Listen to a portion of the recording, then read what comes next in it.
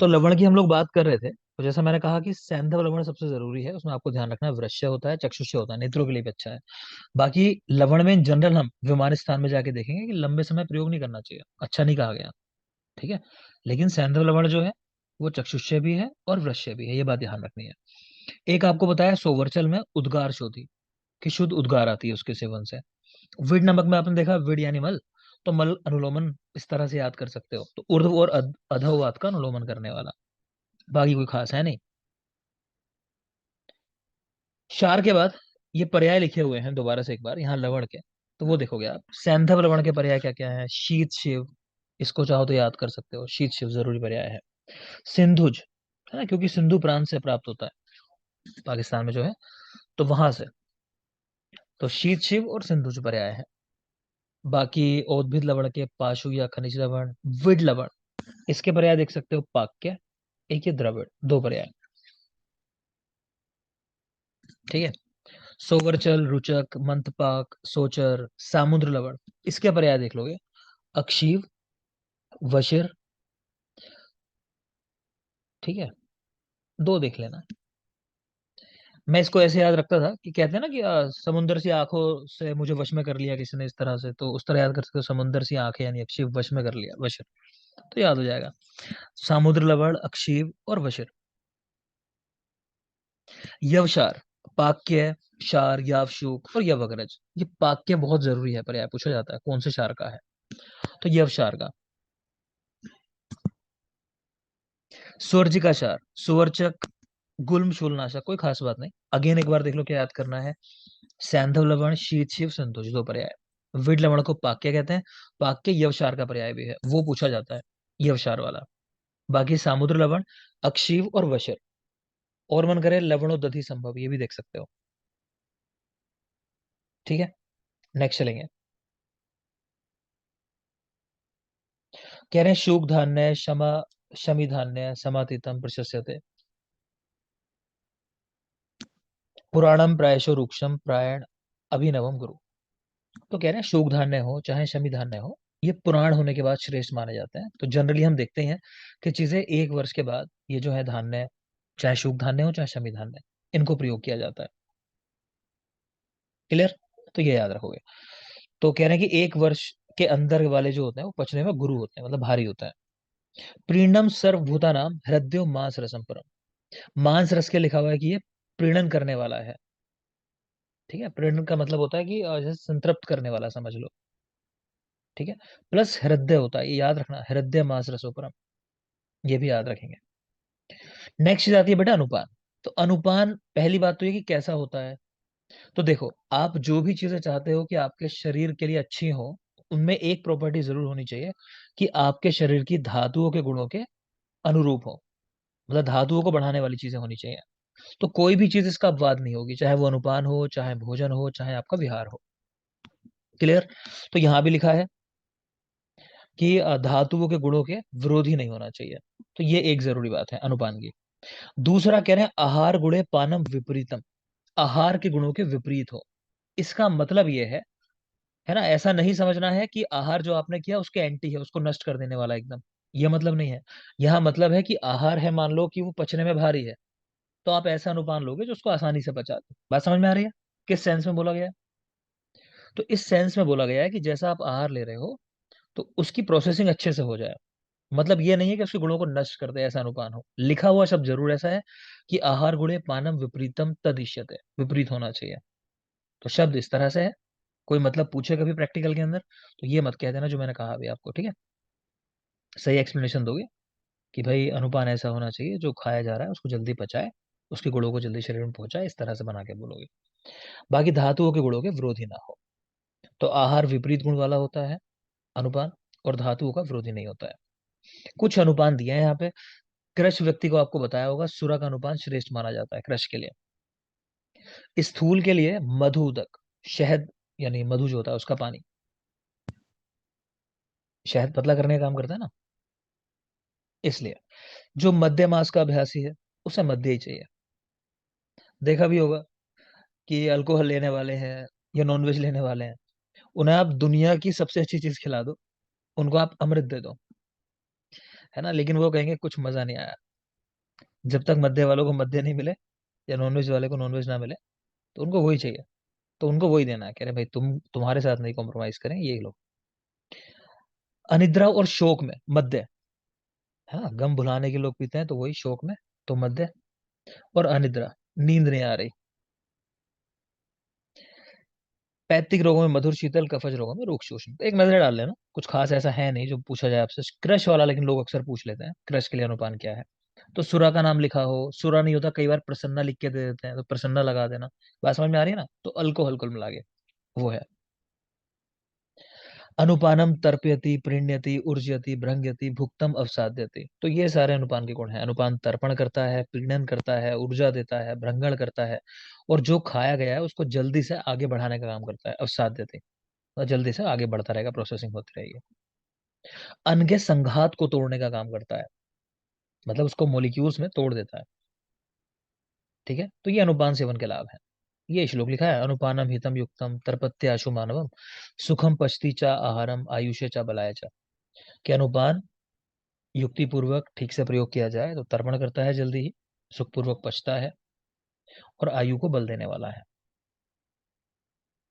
Next देख लो आपके common सवाल का जवाब, कि भोजन के बाद जल पीना चाहिए या नहीं पीना चाहिए। तो वाग्भट ने खैर ज्यादा अच्छे से बोला है उसको, अगर लिखना चाहो तो लिख सकते हो, कि भोजन के पहले अगर जल पिया जाए तो वो क्या करता है, कर्षण करता है। तो लॉजिक ये है कि आपने भोजन करने बैठे, मान लो टाइम हुआ, मम्मी ने खाना बना के रखा है बढ़िया बढ़िया, कि आओ बेटा खाना तैयार है। तुमने क्या किया, उसके पहले कई लोग करते हैं एक जग पानी भर के पी गए, है ना, कि बहुत तेज प्यास लगी है, जरा पानी पी लो फिर खाना खाने आता हूँ। अब क्या खा पाओगे, ठीक है ना। जब कुछ खाया नहीं जाएगा तो कर्षण ही करेगा। तो भोजन के पहले जल, तो वो कर्षण करने वाला है। भोजन के मध्य, कहा गया अमृत के समान है। मध्य मतलब ये नहीं कि बीच में भोजन नापा कि भाई 4 रोटी खानी है 2 रोटी खा के पानी पिया, ऐसा नहीं। उसका मतलब है कि बीच बीच में पीते रहो छोटी छोटी घूंट में। तो वो क्या है, अमृत के समान है। और भोजन के बाद, बाद का मतलब तुरंत बाद, वो क्या करता है, भ्रंगण कराने वाला है, मोटा करेगा। क्यों करेगा, अगेन लॉजिक है। एक तो आपने पेट भर के खाना खाया होगा, उसके बाद भी प्यास तो लगेगी लगेगी, आप पेट भर के खूब सारी कचौड़ी खाओ अभी, फिर पानी भी पीना पड़ेगा ऊपर से। और वो तुरंत जो पानी पी लिया आपने, तो वो क्या करेगा, डाइजेशन प्रॉपर नहीं होने देगा। तो अगेन फिर वाग्भट के कॉन्सेप्ट आ जाता है, ध्यान आ रहा होगा, कि अग्नि मानदेय से क्या होता है, बोलो, धातुओं की वृद्धि या कमी। धातु अग्नि मानदेय से वृद्धि। वृद्धि। ठीक है, वृद्धि की धातुओं की तो वृद्धि। ठीक है बेटा, तो ये भी वाग्भट के कॉन्सेप्ट है कि जैसी धातु अग्नि मंद होगी, तो उसके बाद क्या होगा, धातुओं की वृद्धि होगी, वो भी आम धातु है। क्लियर, तो याद रखना। तो वो सारी बात है। पानी कब पीना चाहिए, जल। बाकी यहाँ कह रहे हैं भोजन के बाद जल ना पीने योग्य व्यक्ति, किन किन को नहीं पीना चाहिए भोजन के बाद जल। तो ऊर्ध्व जत्रुगत, वात कफज रोग, इनको नहीं पीना है। हिक्का, श्वास, कास, इनसे पीड़ित कोई व्यक्ति है, उसको नहीं पीना है। तो भोजन के बाद जल ना पीने योग्य व्यक्ति, ऊर्ध्व जत्रुगत, वात कफज रोग, और हिक्का, श्वास, कास, इनसे पीड़ित।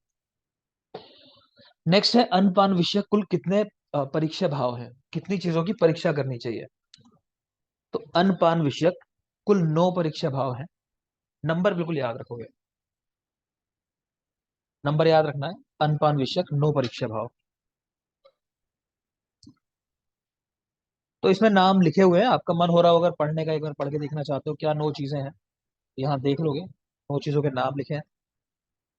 तो चर यानी कि देश, शरीर के अवयव, स्वभाव, धातुएं कैसी हैं, ठीक है, क्रिया, लिंग, प्रमाण, संस्कार, मात्रा, एक नजर डाल लेना, बहुत खास नहीं है। चलो, नेक्स्ट है, उदर प्रदेश के मांस की अपेक्षा सिर का मांस गुरु होता है। उदर के मांस की अपेक्षा सिर का मांस गुरु होता है। रक्त आदि धातुओं में उत्तरोत्तर धातुएं भारी होती हैं, यानी रक्त से भारी होगा रक्त, उससे भारी मांस, इस तरह करके। ठीक है ना, तो शुक्र धातु सबसे भारी होगी, कहने का मतलब भारी होती है, अर्थात शुक्र सबसे भारी। फिर यहाँ देख रहे हो शक्ति, कंधा, उर, उदर, सिर, ये उत्तर उत्तर गुरुता का क्रम है। तो सारा तो याद नहीं करना है, एक सिंपल सी बात याद रखो कि सिर का मांस सबसे भारी है। ठीक है ना, क्योंकि इतनी चीजें याद नहीं हो पाएंगी, करना चाहोगे तो सब कंफ्यूजन होगा। तो सिंपल सी बात याद रखो, सिर का मांस सबसे भारी है। अगर फिर भी भूल जाओ तो ऐसे याद कर लो। देखो कंपैरिजन सुना होगा, कंपैरिजन ऐसी होता है कि अ, अकल बड़ी है भैंस, है ना, भैंस बहुत भारी होती है, तो उस तरह सोच लो। तो सिर का मांस सबसे भारी है। एक ही जाति के जीवधारियों में पुरुष का मांस गुरु होता है और स्त्री का मांस लघु होता है। ठीक है, तो पुरुष का मांस गुरु और स्त्री का मांस लघु होता है। प्रमाण के अनुसार जिसका शरीर बड़ा होगा उसका मांस भी गुरु होगा। एग्जाम्पल हमने पीछे देखा, मांस तो नहीं पर दुग्ध का एग्जाम्पल देखा, कि एक शव और हस्ती, इनमें हस्ती का दुग्ध गुरु था। ठीक है, तो वही कॉन्सेप्ट यहाँ भी है कि जिसका शरीर गुरु उसका मांस भी गुरु। सुश्रुत ने कहा कि चार पैर वालों में स्त्री का मांस लघु होता है और पक्षियों में पुरुष पुरुष का मांस लघु होता है। फिर आगे कह रहे हैं इसीलिए कि चार पैर वालों में अगर मांस खाना है तो स्त्री जाति का मांस खाना चाहिए, तो बकरे का नहीं, मतलब बकरी का मांस खाना चाहिए। और पक्षियों में कह रहे हैं पुरुष का मांस लघु होता है, तो मुर्गा खाते हैं लोग, मुर्गी नहीं खाना चाहते हैं। ना, मैं कल परसों एक वीडियो देख रहा था, उसमें दिखा रहे थे कनाडा के अंदर जो मुर्गी होती है उसका मांस जो है वो सस्ता मिलता है। वहां पे है ऐसा डिमार्केशन, इंडिया में तो नहीं करते कि वहां अलग अलग मिलता है मुर्गे का या मुर्गी का। तो मुर्गी का मांस सस्ता मिलता है। ठीक है ना, तो ऐसे याद रखना। तो सोचो चार पैर वालों में स्त्री का मांस, तो बकरी खानी है, और पक्षियों में पुरुष का मांस लघु होता है। कह रहे हैं संस्कार करने से क्या होता है कि गुरु द्रव्य लघु भी हो जाते हैं, लघु द्रव्य गुरु भी हो जाता है। संस्कार करने से क्या, आपने अब कोई बहुत हल्की चीज खाने बैठा है, हर चीज के अंदर आजकल जैसे बीच में एक ट्रेंड आया था, जैसे आजकल हर चीज में पनीर डाल देते हैं, है ना, वो कौन सा वाला होता है वो, चीज मोजरेला या कुछ इस तरह डाल देते हैं ना। ऐसे बीच में एक बार ट्रेंड आया था जब कि हर चीज के अंदर लोग नॉनवेज खाने वाले नॉनवेज डाल दिया करते थे। कि मैगी खा रहे हैं तो उसके अंदर चिकन डाल दिया, है ना, स्लाइसेस कुछ और डाला तो खाया, तो उसके अंदर हम देखते थे हॉस्टल में लड़के बहुत सारे ही करते थे, कुछ भी खा रहे हैं लेके आगे नॉनवेज डाल दिया उसके अंदर, तो वो गुरु बना लिया। मात्रा के अनुसार परीक्षा, कह रहे हैं गुरु आहार द्रव्यों को अल्प मात्रा में लेने से वो लघु का काम करते हैं, और लघु आहार द्रव्यों को भी अधिक मात्रा में लोगे तो वो गुरु का काम करते हैं। क्लियर है, कि कम भी ऐसा नहीं कि बहुत ज्यादा खा लेना है। नेक्स्ट है, जो द्रव्य स्वभावतः या संस्कार से गुरु होते हैं उनका सेवन अल्प मात्रा में ही करना चाहिए। जो द्रव्य स्वभावतः या संस्कार से लघु हो उनको पूर्ण तृप्ति तक सेवन कर सकते हो। तो चरक में वैसे आपको पीछे मैंने पढ़ाया था कि गुरु द्रव्य अर्धभाग सोहित्यम त्रिसोहित्यम व, और लघु द्रव्य देखे थे हमने, उनको भी अधिक नहीं खाना चाहिए, ऐसा लिखा था उन्होंने। लेकिन यहाँ पे लिख दिया कि तृप्ति होने तक खा सकते हो। ठीक है ना, आगे देखिए। बलम आरोग्य आयु प्राण चा अग्नो प्रतिष्ठिता, कह रहे हैं ये सब कुछ चीजें अग्नि के ऊपर निर्भर होती हैं। बल, आरोग्य, आयु। रेफरेंस चाहो तो आपका मन है याद कर लेना, लेकिन इससे जरूरी रेफरेंस है अगला वाला, ये याद होना चाहिए। प्राणा प्राण भरता अन्नम, तो पहली लाइन रख के पूछ लेता है कि प्राणधारियों का प्राण क्या है, अन्न है। दूसरी लाइन में रख के पूछ लेता है अन्नम लोको अभिधावते। ठीक है, तो प्राणधारियों का प्राण है अन्न, पूरा लोक पूरी सृष्टि जो है इस अन्न के पीछे ही पागल है। ठीक है, आगे देखिए। लौकिक कर्म, वैदिक कर्म, मोक्ष साधक कर्म, सभी कर्म अन्न में ही प्रतिष्ठित है। यानी कुछ भी करना चाहो आप तो भोजन से ही संबंधित है, भोजन नहीं किया तो कुछ भी नहीं। और लास्ट में षट त्रिशतम सहस्राणी रात्रिणाम हित भोजना, यानी हितकारी आहार विहार का सेवन करने वाले व्यक्ति 36,000 रात्रि, तो ये काउंट करोगे तो 100 वर्ष का समय है, तो तब तक जीवित रह सकता है। ठीक है, 100 वर्ष, गर्भ की परम आयु 100 वर्ष बताई है, कलयुग जिसमें हम जी रहे हैं इसकी आयु 100 वर्ष बताई है, व्यक्ति की आयु 100 वर्ष जीता है, तो कह रहे हैं 100 वर्ष निरोगी होकर जियोगे। उसके बाद नहीं, आगे जीना है तो जापान जाना पड़ेगा, है ना, 100 वर्ष से ज्यादा आयु के लोग जापान में सबसे ज्यादा हैं। नेक्स्ट चलिए, चरक सूत्र 28। और ये भी बता दूं, चरक सूत्र 30 तक पूरा फिनिश करेंगे, चाहे सेशन 3 लगे चाहे 4 लगे, टेस्ट लेना आपका। ठीक है, तो पढ़ेंगे ही इसको। तो चरक सूत्र 28 अगला चैप्टर है, चैप्टर का नाम है विविध अशित पीत्य अध्याय। तो चरक आहार चार प्रकार के, अशित, पीत, लीड और खादित। याद रखना, पीछे कहीं क्वेश्चन भी लगाया था हम लोगों ने, मॉर्निंग बैच में आया था रिसेंटली क्वेश्चन। तो अशित, पीत, लीड, खादित। सुश्रुत, पेय, लेह, अध्व और भक्ष्य चार प्रकार का। भाव प्रकाश 6 प्रकार का। इसका क्रम पूछ चुका है भाव प्रकाश का, ये क्रम है क्योंकि उन्होंने लिख दिया क्लियर कट कि उत्तर उत्तर गुरु होते हैं, लिखा सुश्रुत ने भी है। आपके ऊपर है, सारे याद कर सको तो बेहतर है। बाकी भाव प्रकाश जो सवाल आ चुका है वो तो एटलीस्ट याद रखना। चुष्य, पेय, लेह, भोज्य, भक्ष्य और चर्व्य यानी चबा के खाने वाला। तो उत्तर उत्तर गुरु है, बिल्कुल याद रखोगे। चरक के अशित पीत लीड खादित, सुश्रुत के पेय, लेह, अध्व और भक्ष्य। ठीक है।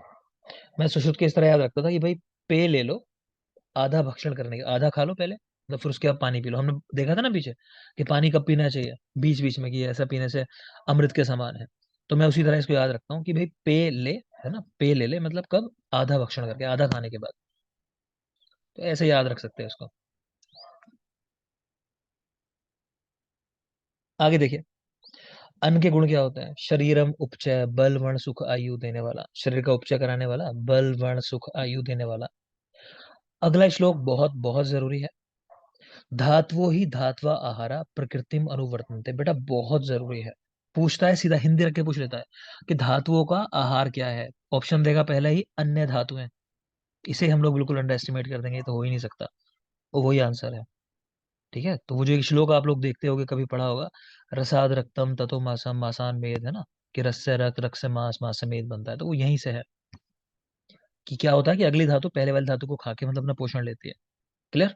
तो याद रखेंगे, धातुओं ही धात्वा आहारा। ऐसा ही श्लोक लगभग चरक सूत्र 12 में भी है कि समान गुण अभ्यास ही धातु नाम वृद्धि कारणमिति, कि समान गुण वाली चीजों का अभ्यास करने से धातुओं की वृद्धि होती है। ये भी याद रखेंगे आप। नेक्स्ट है, आहार जो भी आप लेते हो वो दो हिस्सों में बढ़ जाता है। एक है प्रसाद भाग और एक है किट भाग। प्रसाद यानी कह लो जिसकी न्यूट्रिटिव वैल्यूज होते हैं, और किट होता है जो मल बन जाता है। ठीक है।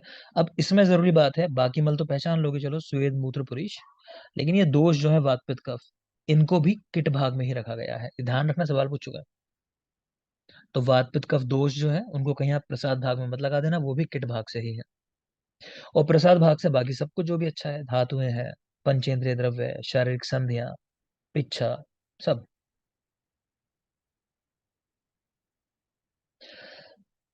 कह रहे हैं ये जो मल है या प्रसाद जो बनते हैं, जो धातुएं बनती हैं, इनसे कह रहे हैं, तो इनके मुख क्या होते हैं। कह रहे हैं अलग से कोई चीज नहीं है इनको लेके जाने वाली, इनका कह लो ट्रांसपोर्टेशन करने वाली। तो स्रोतस ही होते हैं, स्रोतसों के मुख को ही इनका मुख समझना चाहिए मतलब। तो यानी स्रोतस से ही इनका ट्रांसपोर्टेशन होता है, बात ये है कुल मिला के। चरक ने ओज के लिए कहा कि शरीर के रस का जो स्नेह है, जो रस हम लेते हैं, जो खाते हैं, उसका जो स्नेह पार्ट होता है वो ओज है। ध्यान आ रहा होगा, पढ़ा चुका हूँ सभी। सुश्रुत ने कहा सातों धातुओं का उत्कृष्ट तेज जो होता है उसको ओज कहना चाहिए। रसादि नाम शुक्रांता नाम धातु नाम यद परम तेजा, है ना, ऐसा श्लोक है। तो सुश्रुत ने सातों धातुओं का उत्कृष्ट तेज भाग जो है उसको ओज कहा है। ओज को उपधातु कहा, शारंगधर ने भी, भाव प्रकाश ने भी। ओज उपधातु बाय शारंगधर एंड भाव प्रकाश। ओज का पर अपर विभाजन बाय चक्रपाणी, याद है आपको ऑलरेडी। अपर ओज जो होता है वो अर्धांजलि, और परोज बोलो अष्टबिंदु। अष्टबिंदु। अष्टबिंदु। कौन अष्टबिंदु। कौन से दोष को कहा गया, प्राकृत प्रमाण में हो, प्राकृत हो, तो ओज क्या कफ। काम करता है, कफ। कफ। ठीक है। कफ। क्लेश कफ दोष। ठीक है बेटा। यहाँ देख पा रहे हो कि भाव प्रकाश ने ओज को अग्नि सोमात्मक कहा है, कि यानी अग्नि और सोम गुण दोनों होते हैं। लेकिन हम जानते हैं कि बाकी आचार्यों के अनुसार पूछेगा तो ओज कैसा होता है, सौम्य होता है बेटा। ठीक है, लिख सकते हो चाहो तो ब्रैकेट में, अन्य सभी तो लिख लो सौम्य, बाकी सब ने सौम्य कहा है। भाव प्रकाश अग्नि सोमात्मक कहा। संग्रह ने ओज को शुक्र का सार कहा, तो हम ऐसे ही याद रखते हैं, सा से संग्रह, सा से सार। तो संग्रह ने ओज को शुक्र का सार कहा, जबकि हृदय ने ओज को शुक्र का मल कहा। हृदय शुक्र का मल कहते हैं और संग्रह शुक्र का सार कहते हैं। दलहन ने ओज के लिए साधक पित्त और शुक्र का स्नेह। ठीक है, अगर ये कहे कि रस का स्नेह होता है, तो वो किसने कहा है, चरक ने, ओज के लिए, कि रस का स्नेह है। और पूछे शुक्र का स्नेह किसने कहा है, तो वो दलहन ने कहा है कि साधक पित्त या शुक्र का स्नेह समझना चाहिए ओज को। चक्रपाणी, शुक्रम तू वो जो जनकत्वाद, कि शुक्र से ओज की उत्पत्ति होती है। पर ओज 8 बिंदु होता है। अरुंधत है अष्टांग हृदय के टीकाकार बेटा, अरुंधत। उन्होंने कहा कि ओज का प्रमाण 6 बूंद है, ये अलग बात है। और ये सवाल किस तरह आया था बताऊं आपको? इस तरह पूछा गया था, किस आचार्य के मत से ओज का प्रमाण 6 बूंद है? तो अरुंधत का नाम नहीं लिखा था वहां, नाम था अष्टांग हृदय। तो ये बात मैंने आपको शायद नहीं बताई हो, तो समझ लेना कि टीकाकार जो होते हैं ना, जैसे दृढ़ बल की कोई बात है, अगर ऑप्शन में आपको दृढ़ बल नहीं दिखाई दे रहा या चरक नहीं दिखाई, मतलब दृढ़ बल ही मानो, चरक तो क्या खैर, तो दृढ़ बल अगर नहीं दिखाई दे रहा तो आप आंसर चरक लगा सकते हो, अगर नहीं है दृढ़ बल वहां और चरक दिया हुआ है। ठीक है, सेम चीज यहाँ थी। क्वेश्चन पूछा था किसने ओज का प्रमाण 6 बूंद माना है, तो अष्टांग हृदय नहीं कह रहे, सीधा अरुंधत कह रहे हैं टीकाकार हैं अष्टांग हृदय के। क्योंकि टीकाकार कोई अपने मन से नहीं कहते ज्यादातर बात, वो कैसे कहते हैं? आचार्य की बात पढ़ने के बाद उनको जो लगता है कि अच्छा ये बात इस तरह कही जा रही है, ठीक है ना? तो भले ही हम सीधे सीधे नहीं देख पा रहे, लेकिन उन्होंने उसको ड्राइव कर लिया वहां से, तो वो उन्हीं के मत से माना जाता है। ठीक है, क्लियर कट नाम दिया अरुंधत तो ठीक है, नहीं दिया तो अष्टांग हृदय भी लगा सकते हो। आगे देखेंगे। अपर ओज या श्लेष्मिक ओज आधा अंजलि देख चुके हो। वाग्भट ने कहा प्रसरत प्रमाण। काश्यप ने कहा ओज का प्रमाण श्लेष्मा के जैसा होता है, तो श्लेष्मा 6 अंजलि, ये भी बात हो गई हमारी। भेल ने शुक्र और मस्तिष्क दोनों को 1 अंजलि कहा है। शुक्र और मस्तिष्क 1 अंजलि होता है। सुश्रुत ने रस रक्त आदि धातुओं का निश्चित परिमाण नहीं होता, प्रत्येक व्यक्ति में इनकी मात्रा अलग अलग है। चरक वाग्भट ने निश्चित मात्रा बता दी, वो याद भी कर चुके हैं हम लोग सबके। ठीक है, चलो, जो पूछूं, जिसको पूछूं वही बोलना। यामिनी, अपरिमितश्च पदार्थ, किसने कहा? इ- sir, no idea. Raveena. Shivangi. Sushrut ने कहा। रवीना बेटा तबीयत ठीक नहीं है अभी? चलो, रवीना सुन ही नहीं रही है। देखो आगे। तो ठीक है, सुश्रुत ने कहा अपरिमितश्च पदार्थ। ठीक है, और सुश्रुत ने ही कहा कि रस रक्ताई धातुओं का निश्चित परिमाण नहीं होता, प्रत्येक व्यक्ति में इनका अलग परिमाण होता है। चरक वाग्भट ने निश्चित परिमाण कहा है। फिर ये सब आपको याद है, मैं इसकी बात करूंगा नहीं। कितने कितने अंजलि होता है आप देख लेना, मैं पढ़ा चुका हूँ ऑलरेडी, दोबारा से वही चीज लिखी है। नेक्स्ट देखो, इस चैप्टर का एक बहुत बहुत जरूरी रेफरेंस है जो पूछा जाता है। ये जो श्लोक देख रहे हो, न च सर्वाणि शरीराणि व्याधि शमत्वे समर्थानि भवन्ति, बहुत जरूरी है कि सभी शरीरों में समान क्षमता नहीं होती व्याधि से लड़ने की, यानी हम सबकी इम्यूनिटी इक्वल नहीं है ना? एक ही माहौल में रह रहे हैं, एक को कोविड हुआ एक को नहीं हुआ। ठीक, तो व्याधि शमत्व यानी ओज या फिर इम्यूनिटी की बात चल रही है।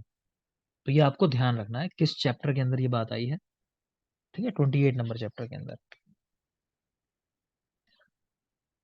मलगत दोषज रोग, भेद, शोष, प्रदूषण, कुछ खास नहीं कहने की, मलों में क्या क्या हो जाता है, भेद हो जाता है कई बार, क्या अतिसार हो गया, जैसे शोष हो गया कि कमी हो गई, तो ये बात कहना कोई खास बात नहीं है। नेक्स्ट चलिए, चिकित्सा। तो इस चैप्टर के अंदर एक जरूरी चीज आई है, चैप्टर नंबर 28 के अंदर, वो है धातु प्रदोषज विकार।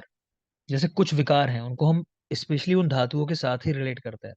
जैसे अगर ज्वर की बात कर लें हम लोग, तो ज्वर को हम मानते हैं कि भाई रस की वजह से होता है ना, आम रस की वजह से। या फिर अगर मैं कहूँ कि अर्बुद है, मान लो कैंसर हुआ जैसे, तो उसको हम देखते हैं कि मांस में होता है जनरली, है ना, मांस का इन्वॉल्वमेंट होता है। या फिर मतलब बहुत सारे रोग हैं, अभी देखोगे आप इसमें कि बोन से रिलेटेड कुछ है तो अस्थि धातु का विकार है। तो इस चैप्टर के अंदर ना धातु प्रदूषक विकार बताया गया है। तो एक तो रेफरेंस याद रखना कहाँ पर आए हैं, चैप्टर नंबर 28 के अंदर आए हैं। आगे हम रोगों के नाम देखेंगे, पहले यहाँ चिकित्सा लिखी हुई है, इसको देख लो। तो रसज रोगों की चिकित्सा लिख रही है कि सर्व लंघनम औषधम, कि लंघन कराना चाहिए, तो ये मेन चिकित्सा है रसज रोगों में। सर्व लंघनम औषधम आपकी बुक्स में श्लोक नंबर 25 से है, कंटिन्यूएशन में अगर देखना चाहो तो वहां देख सकते हो आप। तो समझ में आता है ना कि रसज विकार है। हम बात करें मेनली कि आम जो रस है उसकी बात होती है, तो डाइजेस्ट करने के लिए लंघन करा दिया, तो सर्व लंघनम औषधम। मानसज रोगों में संशुद्धि शस्त्र शार अग्निकर्म च, शोधन कराओ, शस्त्र कर्म शार कर्म अग्निकर्म। देखा होगा ना, मांस में अक्सर कुछ हो जाता है तो कि भाई काट के निकाल दो इस चीज को, अर्बुद है तो काट के निकाल दो, है ना, शार कर्म कर दो कुछ, अगर ग्रोथ बन गई है ऐसे, तो वो चीजें हैं कि संशोधन कराना, शस्त्र शार अग्निकर्म कराना। अस्थिगत रोग बहुत पूछता है बेटा, अस्थिगत रोग, पंच कर्माणी भेषजम और बस्तेहा क्षीर सर्पिशी तिक्त उपहितानी च, तो मतलब पंचकर्म कराना है, बस्तियां देनी है, और तिक्त वर्ग के द्रव्यों से किए हुए दूध और घृत का प्रयोग हितकर होता है, ऐसा लिखा है। तो पंचकर्म, बस्तियां और तिक्त द्रव्यों से किया हुआ क्षीर सर्पी, इनका प्रयोग अस्थिगत रोगों में। नेक्स्ट है मज्जा और शुक्रगत विकार, एक साथ लिखे हैं, मज्जा शुक्र याद रखना। स्वादु तिक्त औषध अन्न और व्यवाय व्यायाम शुद्धि कालेचा मात्रा। तो मज्जा और शुक्रगत धातुगत विकारों में स्वादु तिक्त औषधियां, अन्नपान, व्यायाम कराना, व्यवहार कराना और शुद्धि कालेजा मात्रा, यानी समय पर संशोधन कराना। तो ये आप रट लोगे।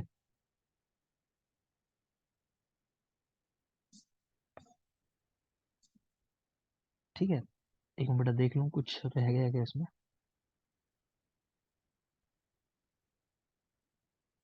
और कुछ नहीं है। ठीक है, नेक्स्ट देखोगे।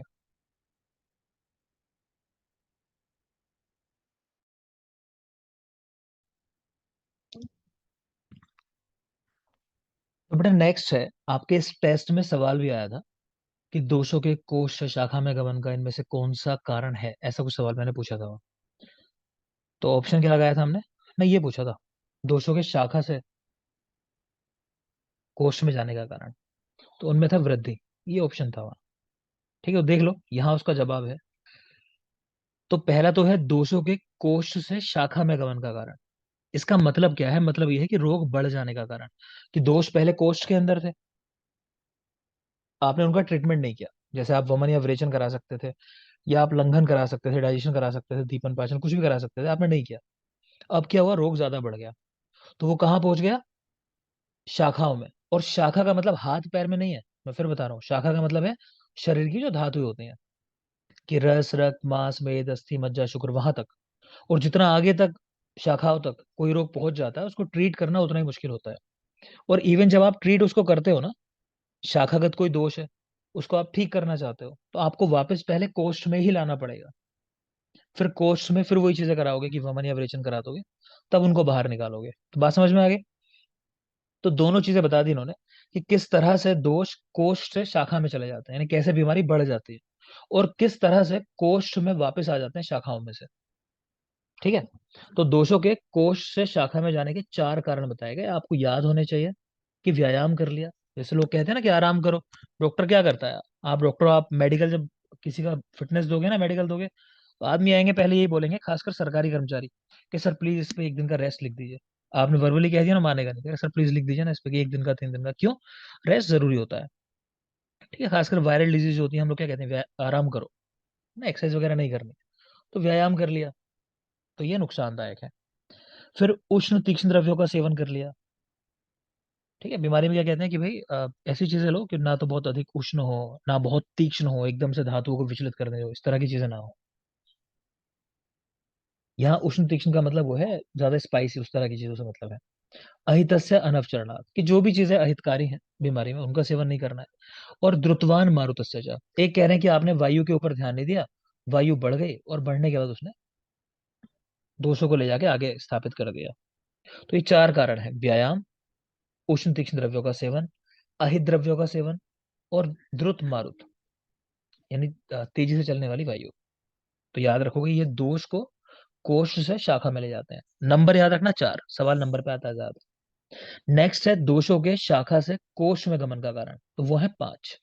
यानी जो चीज हमारे लिए अच्छी है, उसके ज्यादा साधन है, 5 है। ठीक, क्या क्या है 5, वृद्धया, विषंदनात्, पाकात्, श्रोतोमुख विशोधनात्, शाखा मुक्त्वा कोष्ठम यान्ति, वायुश्च निग्रहात्, ये लास्ट वाला। तो ये 5 हैं, वृद्धि करना, विषयंदन करना, पाक करना पचाना, श्रोतोमुख विशोधन करना, और लास्ट में लिखा है वायु को जीत लेना जो नुकसान कर रही थी। तो बेटा बाकी तो चलो समझ में आ जाएंगे, नहीं आ जाएंगे वो छोड़ो। लेकिन एक चीज ऐसी जो कंफ्यूज करती है, वो है वृद्धया, और लोग सवाल भी इसी पे करते हैं, खासकर आपसे इंटरव्यू वगैरह के अंदर, कि इसका उदाहरण दो कैसे। तो हम इसका उदाहरण समझते हैं जब आगे चल के हम लोग पांडु कामला रोग पढ़ेंगे ना, तो वहां एक रोग आएगा, कामला का एक भेद आएगा, रुद्धपथ कामला, ये इसको हम बोलते हैं ऑब्स्ट्रक्टिव जॉन्डिस। ठीक है, तो उसमें देखो दो तीन चीजें हैं, लिख लो जल्दी से। एक तो लिखोगे यहाँ पे रुद्धपथ कामला में मल कैसा होता है, तो लिख लोगे, मुस्कान। तिल पिष्ट निभम सर। ठीक है, तो वर्ड लिख लेंगे तिल पिष्ट निभम।